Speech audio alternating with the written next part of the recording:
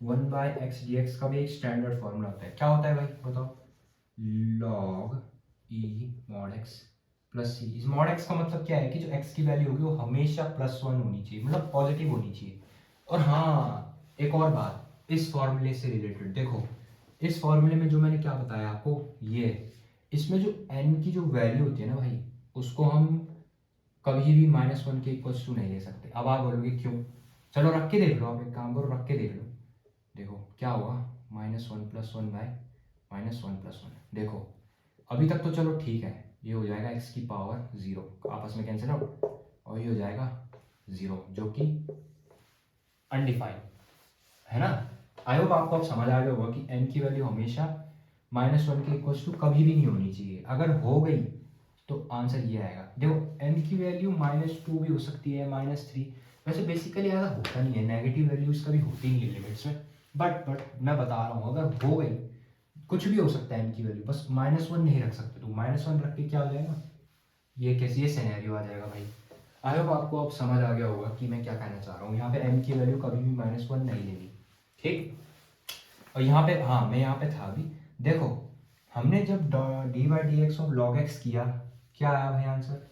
1/x। और उस 1/x को फिर हमने इंटीग्रेट किया, क्या आया? फिर कूद के हम वहाँ पे आ गए log x पे, है ना। देखो डिफ्रेंशिएशन क्या है ये, और फिर हमने इसको इंटीग्रेट करके यहाँ पे ला दिया भाई।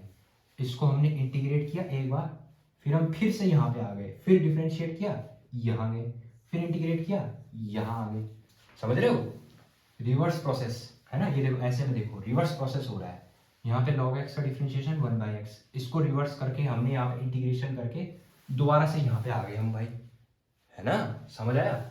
देखो मैं फिर से समझा के देखता हूँ, और अच्छा एक और एग्जांपल देता हूँ, एक और लेता हूँ, ठीक है, एक और एग्जांपल देता हूँ। लेट सपोज मैं अगर आपसे बोलूँ कि डिफ्रेंशिएशन ऑफ, भाई बताओ भाई साइन एक्स क्या होता है भाई, बताओ। आप सब बोलोगे कॉस एक्स। और अगर मैं आपसे बोलूँ साइन एक्स का डिफरेंट इंटीग्रेशन क्या होता है भाई, बताओ क्या होता है? माइनस कॉस एक्स प्लस सी। क्योंकि ये इंडेफिनेट है इसलिए मैंने यहाँ पे सी लगा दिया, ठीक है भाई। अब देखो साइन एक्स का जब हम डिफ्रेंशिएशन कर रहे हैं तो आ रहा है कॉस एक्स, और यहाँ पे हम जब इंटीग्रेशन कर रहे हैं भाई साइन एक्स का, ये आ रहा है माइनस कॉस एक्स। देखो ये प्लस में है, ये ऐसे माइनस में है। देखो डिफ्रेंशिएशन ऐसे, इंटीग्रेशन ऐसे पीछे की तरफ, ये देखो नेगेटिव वैल्यू। इससे भी आप अच्छे से समझ सकते हो कि इंटीग्रेशन एक रिवर्स प्रोसेस होती है डिफ्रेंशिएशन की।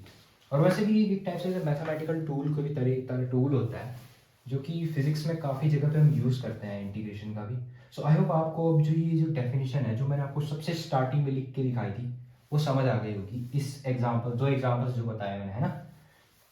एग्जाम्पल्स कितने भी दे सकते हो आप। देखो होना यही है, जो डिफरेंशिएशन होता है ना वो इंटीग्रेशन होता है, ये दोनों एक दूसरे के आगे पीछे होते हैं। देखो डिफरेंशिएशन ऐसा होता है और इंटीग्रेशन उसके जस्ट पीछे होता है, ऐसा कुछ होता है। देखो प्लस कॉस एक्स यहाँ पे आ रहा है माइनस कॉस एक्स, मतलब अपोजिट होती है वैल्यूज। और यहाँ पे अगर मैं अब देखो, अब मैं यहाँ पे अगर रख दूँ कॉस एक्स डी एक्स का इंटीग्रेशन कर दूँ, क्या होगा? प्लस साइन एक्स प्लस सी। और डिफरेंशिएशन कर दूँ, चलो मैं यहाँ पे इसको मिटा रहा हूँ, ठीक है, इसको मिटा देता हूँ। चलो भाई अब मैं यहाँ पे अगर cos x का डिफरेंशिएशन कर दूँ क्या आ जाएगा? माइनस है। देखो अपोजिट हो गया ना, cos x dx का प्लस हो गया और यहाँ पे हो गया माइनस, एक दूसरे के अपोजिट हो गए, है ना। देखो अगर जब भी तुम जैसे इंटीग्रेशन डिफरेंशिएशन पढ़ने जाओ ना, दोनों के जो फॉर्मूलेज है ना उन दोनों को साथ में मत पढ़ना, क्योंकि कंफ्यूजन हो जाती है बहुत ज़्यादा अगर तुम जैसे फर्स्ट टाइम पढ़ने जा रहे हो ना। देखो मैं तो ऐसा बोलूँगा कि पहले या तो इंटीग्रेशन पढ़ लो अच्छे से, या पहले डिफरेंशिएशन पढ़ लो, देन उसके बाद आपको कंफ्यूजन नहीं होगी ऐसे। क्योंकि साइंस का बस मेन पता है, साइन कन्वेंशन चेंज हो जाता है, क्योंकि इंटीग्रेशन में उल्टा, इंटीग्रेशन में पीछे, डिफरेंशिएशन में आगे होता है। कभी डिफरेंशिएशन में माइनस आता है जैसे कॉस का माइनस साइन, और इंटीग्रेशन में जस्ट उसका अपोजिट कॉस का प्लस साइन हो जाता है। इसलिए मैं बोल रहा हूँ कि एक साथ मत पढ़ना इन दोनों को, क्योंकि मैस हो जाएगा आपस में अगर फॉर्मूला पढ़ोगे आप दोनों का एक साथ। सो आई होप आपको ये जो छोटा सा टॉपिक है डेफिनेट और इनडेफिनेट का बहुत अच्छे से समझ आया होगा, और वो जो डेफिनेशन जो मैंने आपको शुरुआत में लिख के दी थी रिवर्स प्रोसेस की, वो भी समझ आ गई होगी। तो चलो फिर अब एक काम करते हैं, अब हम इंटीग्रेशन में आगे बढ़ते हैं। देखो अब हम एक काम करते हैं, इस टॉपिक को पढ़ते हैं वही इंटीग्रेशन का, algebra of integration, algebra of integration. अब देखो सबसे पहले हम एक काम करते हैं, सबसे पहले हम इसमें एडिशन एंड सब्ट्रैक्शन के बारे में पढ़ते हैं। देखो इन दोनों में कोई डिफरेंस नहीं है। अगर जैसे मान के चलो तुम्हें किसी ने इंटीग्रेशन प्लस फंक्शंस आ गए, लेट सपोज मैं बताता हूँ कैसे। देखो भाई इंटीग्रेशन, जैसे देखो लेट सपोज मेरे को y दे दिया किसी ने 2x, सॉरी चलो एक काम करते हैं, मल्टीप्लिकेशन वाला मैं इसके बाद समझाना आपको अच्छे से एकदम, ठीक है, एग्जाम्पल के साथ समझाऊंगा। ठीक, देखो एडिशन में लेट सपोज मुझे दे दिया x² प्लस x प्लस 1, ठीक, मुझे ये फंक्शन एक फंक्शन दे दिया है ना, तो इसको इंटीग्रेट करते हैं भाई। देखो कैसे होगा y dx, ठीक है। अभी हम लिमिट नहीं ले रहे हैं, अभी हम अभी ऐसी सीधे इंडेफिनिट इंटीग्रल के थ्रू आपको अच्छे से समझाएंगे कि एडिशन सब्ट्रैक्शन होता क्या है। कुछ नहीं है, लिमिट में भी कुछ नहीं है, पहले आप इस मेथड को समझो, तब लिमिट वाला भी देख लेंगे, तब लिमिट का भी करके दिखाता हूँ आपको एक बार, ठीक है। x² क्या है दिया, x² plus x plus 1 dx, ठीक है, ये हो गया। अब देखो क्या करते हैं एडिशन में, देखो दोनों में सेम होता है, बस क्या होता है ना माइनस, सब्ट्रैक्शन में बस यहाँ पे माइनस माइनस हो जाता है बस, और कुछ नहीं होता है। आप एडिशन अगर समझ गए तो सब्ट्रैक्शन आपको समझ आ जाएगा, आप खुद कर लोगे बस सब्ट्रैक्शन का। तो सम अगर मैं दूंगा यहाँ पे आपको, देखो क्या होता है ना सब्ट्रैक्शन में, पहले इसको अलग से इंटीग्रेट करके अलग लिख दो, और इसको भी अलग से इंटीग्रेट कर दो, इस वाली टर्म को भी अलग से इंटीग्रेट कर दो। देखो मैं बता रहा हूँ क्या बोलना चाह रहा हूँ मैं, देखो ऐसे x² dx का अलग से इंटीग्रेशन प्लस करके x dx का अलग से इंटीग्रेशन, और प्लस करके इस 1 dx का भी अलग से इंटीग्रेशन, बस इतना ही करना होता है और कुछ भी नहीं करना एक्स्ट्रा। x² dx का क्या हो जाएगा डिफरेंट इंटीग्रेशन x³ 3 x की power n plus 1 n plus 1 ना, उसी फॉर्मूले को यूज करके लिखा है मैंने। और ये हो जाएगा x dx का फॉर्मूला क्या बन जाएगा x² 2, और ये 1 बाहर 1 तो चलो मल्टीप्लाई हो गया, dx का इंटीग्रेशन क्या होता है x, और यहाँ पे एक और चीज प्लस c लगाना। देखो जब भी इनडेफिनिट इंटीग्रल आए प्लस c लगाना है, ठीक है। तो ये हो गया, बस इतना ही होना है इसमें सॉल्व, ठीक है। चल एक और एग्जांपल लेते हैं भाई, चल एक और लेते हैं, ठीक है। x³ प्लस x की पावर 4 प्लस x की पावर 2, लेट सपोज मुझे ये फंक्शन दे दिया भाई। अब इसको कैसे करेंगे, इसी तरीके से, ठीक है, इसी मेथड को हम यूज करके अब इसको इंटीग्रेट करने वाले हैं। x की पावर 3 प्लस x की पावर 4 प्लस x की पावर 2 dx, ठीक। अब इसको सॉल्व करो, x³ को अलग इंटीग्रेट कर दो भाई, लो भाई मैंने कर दिया, और x की पावर 4 को भी अलग से इंटीग्रेट कर दो, ठीक है भाई मैंने वो भी कर दिया। x² dx का भी अलग से इंटीग्रेशन कर दो, बस यहीं पे ही काम खत्म होता है। अब इसके बाद बस सिर्फ सिंपल इंटीग्रेशन करो, कैलकुलेशन करो, आ गया भाई तुम्हारा आंसर, बस इतना ही करना होता है और कुछ नहीं करना होता है। और जैसे तुम बोल रहे थे, जैसा मैं बोल रहा था लिमिट का आ गया, अगर लिमिट में कुछ नहीं होता है, जैसे ये लिमिट दे रखी है ना 0 से l, यहाँ पे भी अलग से लिमिट आएगी, इसमें भी लिमिट रखनी पड़ेगी, इसमें भी लिमिट रखनी पड़ेगी। बाकी मैंने आपको बता दिया कि जब भी लिमिट वाला अगर इंटीग्रल आ गया उसको कैसे सॉल्व करते हैं, ठीक है। Upper limit minus lower limit, ठीक।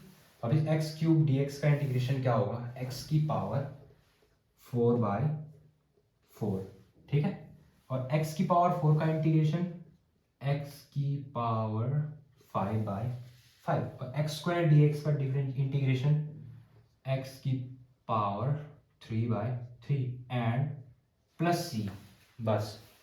आई होप आपको बहुत अच्छे से समझ आ गया होगा कि अगर एडिशन में कोई इंटीग्रल ऐसा दिया गया है हमको तो उसे कैसे सॉल्व करना है। तो चलो अब एक काम करता हूँ मैं, अब इसको सब्ट्रैक्शन का भी लेता हूँ मैं, ठीक है। देखो कोई डिफरेंस नहीं है, ऐसा ही होगा सब्ट्रैक्शन भी, बस क्या होगा ना यहाँ पे बस माइनस माइनस साइन आ देंगे। तो चलो वो भी मैं करके दिखा देता हूँ आपको एक बारी, ठीक है, वो भी कर लेते हैं। और एक बार लिमिट वाला भी लूँगा मैं, ठीक, लिमिट वाला भी लेके देखते हैं एक बार, ठीक है। चलो भाई, चलो y x³ minus x² minus x, ठीक है भाई, ये है माइनस फंक्शन ले लिया। अब इसको इंटीग्रेट कर दो, integration x³ minus x² minus x dx, ठीक। अब देखो इसमें भी वही मेथड यूज़ करेंगे, सबको अलग अलग अलग अलग इंटीग्रेट करके यहाँ पे माइनस कर दिया x square D x minus x D x. बस अब यहाँ पे भी बस इतना ही करना है, एक्स की पावर 4/4 माइनस एक्स की power 3/3 minus x square by 2 plus c, ये क्या है इनडेफिनिट इंटीग्रल, तो मैंने लगा दिया प्लस सी। बस आई होप आपको अच्छे से समझ आ गया होगा कि एडिशन एंड सब्ट्रैक्शन में अगर कोई इंटीग्रेशन दिया हो गया होगा तो उसको कैसे इंटीग्रेट करना है। तो चलो अब हम मल्टीप्लिकेशन की तरफ बढ़ते हैं आगे, ठीक है, मल्टीप्लिकेशन की तरफ बढ़ते हैं। अब हम मल्टीप्लिकेशन अगर देखते हैं कि जैसे कोई इंटीग्रल अगर मल्टीप्लिकेशन में दिख जाए, ठीक, एंड उसमें हम एक और केस भी पढ़ेंगे जब हमें एक साथ दो फंक्शंस मल्टीप्लिकेशन में दिखें तो उसको हम कैसे सॉल्व करते हैं। तो चलो पहले हम यहाँ पे लिख देते हैं आपका मल्टीप्लिकेशन, ठीक है।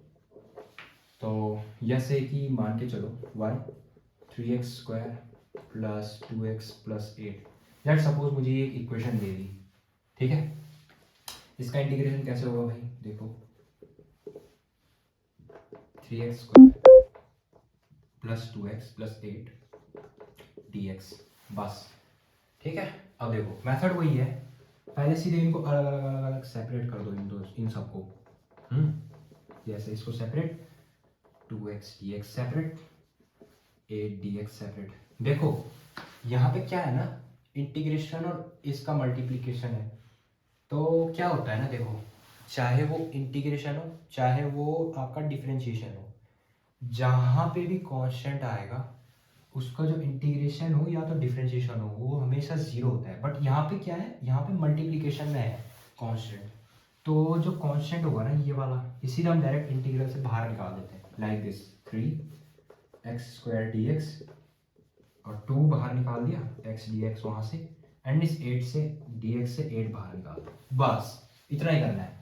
और फिर इसके बाद x² dx का इंटीग्रेशन x³ 3, ठीक है, plus 2x² 2 plus 8x dx का इंटीग्रेशन क्या 8x, x dx का x² 2 x² dx का x³ 3, ये 3 से 3 कैंसिल, 2 से 2 कैंसिल, क्या बचेगा x³ plus x² plus 8x, that's it.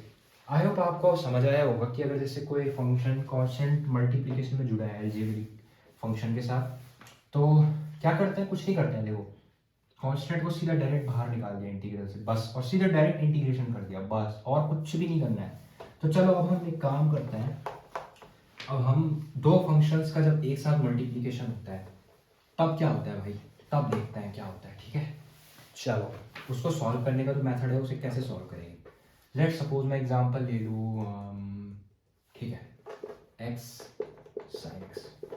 अब देखो यहाँ पे क्या है, दो फंक्शंस है ना। अब इसको तो देखो ऐसे सॉल्व नहीं कर पाएंगे हम, ऐसे तो इंटीग्रेट नहीं कर पाएंगे क्योंकि दोनों के दोनों क्या है, फंक्शंस है। अगर ऐसे मान के चलो ये 6 sin x होता तो 6 क्या है कांस्टेंट, 6 सीधा बाहर निकल जाता, तब sin x का इंटीग्रेशन क्या आ जाता माइनस cos x। तो यहाँ पे देखो दोनों के दोनों फंक्शंस हैं, अब हम दोनों एक साथ इंटीग्रेट नहीं कर सकते, है ना, ठीक है। तो चलो अब इस मेथड, इस चीज़ को सॉल्व करने के लिए हम क्या करते हैं, इंटीग्रेशन का एक मेथड होता है, बेसिकली वो होता है, क्या बोलते हैं, मेथड ही होता है। देखो उस मेथड का नाम मैं यहाँ पे लिख देता हूँ, integration by parts, integration by parts. देखो मैं यहाँ पे लिख देता हूँ, एक काम करता हूँ मैं नीचे लिख देता हूँ, ठीक है, मैं नीचे लिख देता हूँ, अच्छे से एकदम डिटेल में समझाऊंगा फिर क्या है। देखो यूवी की मदद से समझाता हूँ मैं आपको, एक्स वाई भी ले सकता था पर चलो कोई नहीं, यूवी से समझाता हूँ। देखो क्या होता है ना, पहले u को एज अ बाहर निकाल दिया और इंटीग्रेशन में v respect to dv, dv का रिस्पेक्ट में dv का इंटीग्रेशन कर दो, ठीक, और यहाँ पे माइनस लगा दिया, एंड फिर से इंटीग्रेशन एंड ब्रैकेट में d by dx of u, and दोबारा से नहीं, एंड दोबारा से एक और बार इंटीग्रेशन किसका, v का dv के रिस्पेक्ट में इंटीग्रेशन, यानी इस पूरे ब्रैकेट में। देखो यहाँ पे क्या हो रहा है ना, आपको कंफ्यूजन हो रहा होगा, यहाँ पे क्या है, इस टर्म के अंदर दो बार डिफरेंशिएशन करना है, एक बार पहले अंदर सॉल्व होगा, ये v dv वाला सॉल्व होगा, उसके बाद फिर ये जो बड़ा वाला इंटीग्रल का साइन है, ये डिफरेंशिएशन और इस दोनों की वैल्यू को मल्टीप्लिकेशन करके तब जाके इसका जो पूरा फाइनल इंटीग्रेशन यहाँ पे निकल के आएगा। ठीक है, आई होप आपको ये फॉर्मूला समझ आया होगा, कंफ्यूजन नहीं हो रही होगी। चलो अब एक काम करते हैं ना, इस फॉर्मूले को इस इक्वेशन में, इस फंक्शन में यूज करके देखते हैं। ठीक है, देखो मैंने क्या बताया था, u v से, इसको मैं u मानता हूँ, इसको मैं v मान लेता हूँ। ठीक है, चलो भाई अब इसको मैं u v से यूज करके इसको मैंने u मान लिया और integration of sine X D x. ठीक है, v का इंटीग्रेशन माइनस इंटीग्रेशन u का डिफरेंशिएशन, u की वैल्यू क्या है आपकी x, और इंटीग्रेशन में क्या है, अब इंटीग्रेशन में है आपका साइन एक्स, v की जगह साइन एक्स डी एक्स का इंटीग्रेशन, दैट्स इट। एंड इसके बाद बाहर से एक और dx लग गया। ठीक है, चलो एक काम करता हूँ, मैं जो ये फॉर्मूला है यहाँ पे कोने में लिख के दे देता हूँ। आई होप आप ये जो फॉर्मूला है आप नोट कर लेना इसको, क्योंकि ये अभी काफ़ी बार काम आएगी आपके फॉर्मूले आगे चल के, फिजिक्स में भी यूज़ होगा, वैसे कहीं कहीं पे बहुत कम, जहाँ पे जैसे कॉम्प्लेक्स टाइप का क्वेश्चन आ गया अगर तब। ठीक है, मैं यहाँ साइड में लिख रहा हूँ इसका फॉर्मूला, है ना, क्योंकि यहाँ पे स्पेस की तब कमी हो जाएगी। u v dv minus integration dy dx of u minus, नहीं माइनस नहीं है, सॉरी माइनस नहीं है, इंटीग्रेशन v dv इनटू में पूरा होल ऑफ dv। ठीक है, आई होप आपको ये फॉर्मूला यहाँ पे अच्छे से समझ आ रहा होगा, कंफ्यूज मत होना। ठीक है, ये du बाई dx ये होल इंटीग्रल है, पूरा इंटीग्रेशन है, और ये इस पार्ट का इंटीग्रेशन है यहाँ पे, और ये dv बाहर से। ठीक है, इस होल का पूरा इंटीग्रल का dv यहाँ पे लिखा हुआ है। अब देखो मैं यहाँ पे इसको सॉल्व करके देखता हूँ भाई अब। ठीक है, अब जैसे ये है sign X D x integral on D x, बाहर से पूरा निकाल दिया। अब देखो यहाँ पे क्या होगा, x as it is sine X D X का क्या हो जाएगा integration minus cos x.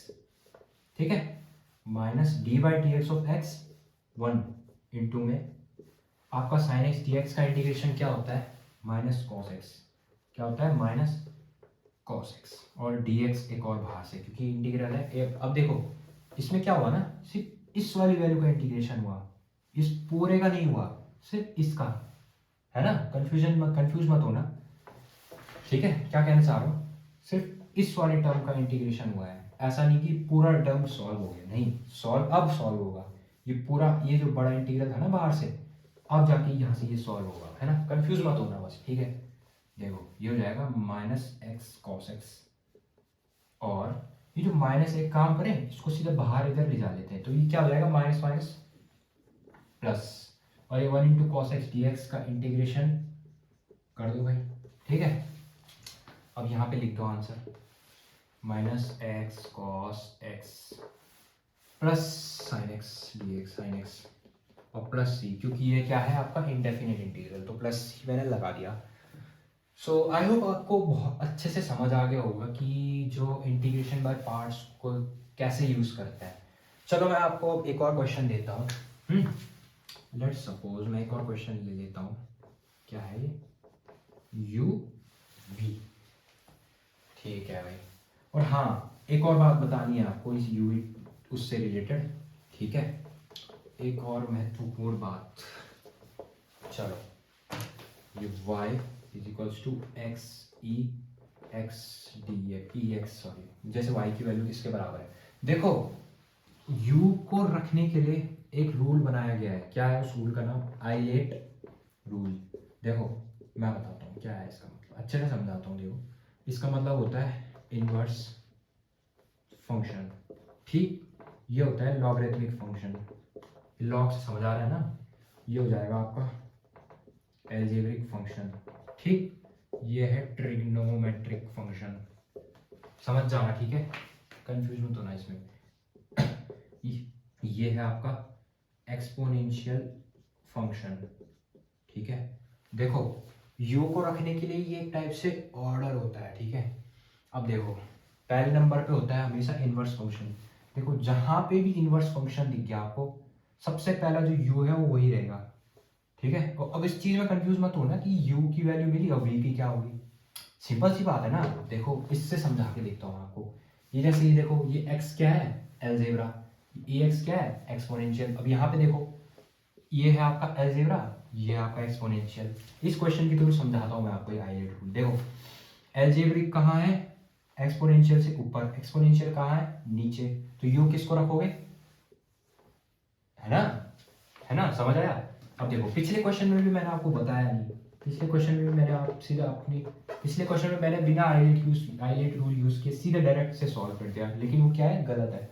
Eyelet rule का यूज करना है हमेशा जब भी ऐसी टाइप की प्रॉब्लम दिखेगी। देखो यहाँ पे क्या है, ये है एल्जेब्रिक फंक्शन, ये है आपका ट्रिग्नोमेट्रिक फंक्शन। अब देखो भाई यहाँ पे ट्रिग्नोमेट्रिक फंक्शन कहाँ है, एल्जेब्रिक। देखो ट्रिग्नोमेट्रिक से ऊपर क्या है, एल्जेब्रिक, एल्जेब्रिक से नीचे ट्रिग्नोमेट्रिक। तो यू किसको रखोगे, इसको। देखो जो जिससे ऊपर, जैसे मान के चलो एक्सपोनेंशियल है, यहाँ पे एक्सपोनेंशियल है, और जो इससे ऊपर जैसे एल्जेब्रिक है, यहाँ पे एल्जेब्रिक है।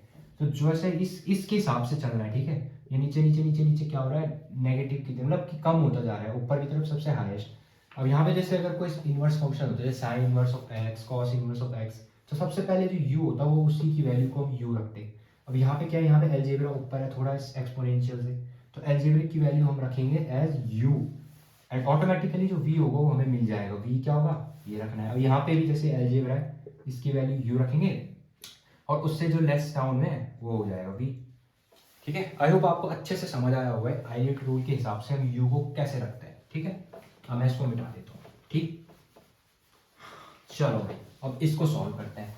इसके लिए क्या है भाई, आईलेट रूल के अकॉर्डिंग एल्जेब्रा ऊपर, एक्सपोनेंशियल नीचे था, तो x की वैल्यू क्या हो जाएगी u, x को मैं ले लेता हूँ बाहर और इंटीग्रेशन कर देता हूँ v का, तो माइनस करके integration d by D x of u, u क्या है भाई x, और फिर से इंटीग्रेशन एक्सपोनेंशियल का v का, ये v है, ठीक है, और पूरा होल इंटीग्रल dx का। आई होप आपको अच्छे से समझ आ गया होगा कि मैंने आईलेट रूल का यूज करके u को कैसे कैसे निकाला।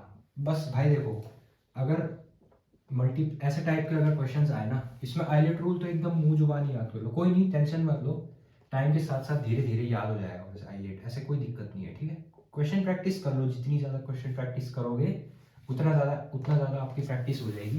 देन फॉर्मूला रटने की भी ज़रूरत नहीं है ज़्यादा, है ना।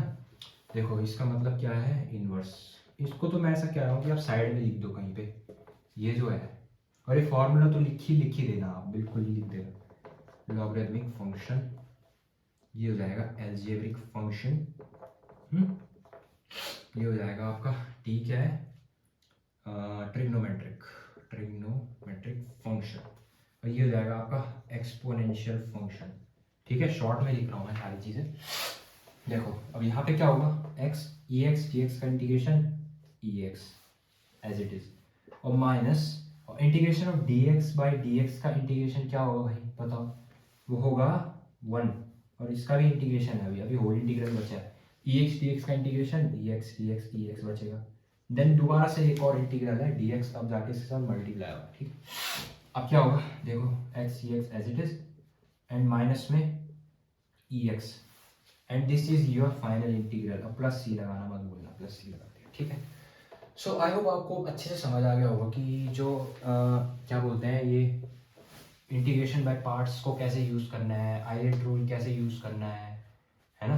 देखो इस हिसाब, इस ऑर्डर में करना है इसको, है ना, ऐसा ऐसे ऐसे ऐसे में देखना, जैसे इनवर्स फंक्शन ऊपर है तो वो यू हो जाएगा, जैसे एक्सपोनेंशियल नीचे है, एक्सपोनेंशियल नीचे वो हो जाएगा वी, है ना। बस सिर्फ ये सिर्फ u को पहचानने के लिए, u मिल गया तो v तो आपको पता चल ही जाएगा v क्या होता है ना, दो फंक्शंस के लिए बस।